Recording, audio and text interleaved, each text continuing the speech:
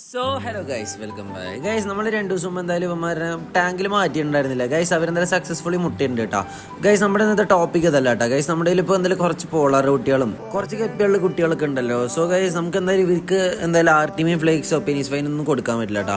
So guys, നമ്മുടെ കയ്യിൽ കുറച്ച് കാലം മുമ്പ് നമ്മുടെ അടുത്ത് മോയിനെ ക്രാഷ് ആയിട്ടുണ്ടായിരുന്നു കേട്ടോ. കുറച്ച് ബാലൻസ് ഉണ്ടായിരുന്നു കേട്ടോ. അപ്പോൾ എന്തായാലും നമ്മുടെ എന്ത് പരിപാടി എന്താ വെച്ചാൽ അവര് കൾച്ചർ ചെയ്ത് എടുക്കാൻ പറ്റുമോ നോക്കുന്ന ഒരു ചെറിയ വീഡിയോ കേട്ടോ. നമ്മൾ എപ്പോഴും ഈ ഒരു ഫ്രിഡ്ജിന് ടോപ്പിലായിട്ട് കൾച്ചർ ചെയ്യാറില്ല.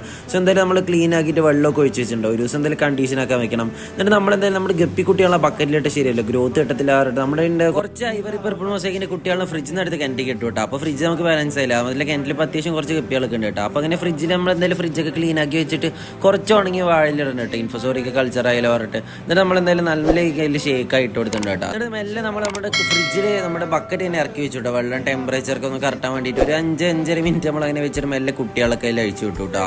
നമ്മുടെ മൊയിന കൾച്ചറിങ് പിന്നെ നമ്മുടെ ഈ പോളാർ പാരറ്റ് ബ്രീഡിംഗ് ഇഷ്ടം നമ്മുടെ ചാനൽ സബ്സ്ക്രൈബ് ആക്കി വയ്ക്കട്ടോ. അപ്പം നിങ്ങൾക്ക് ഇത്രയേ ഉള്ളൂ.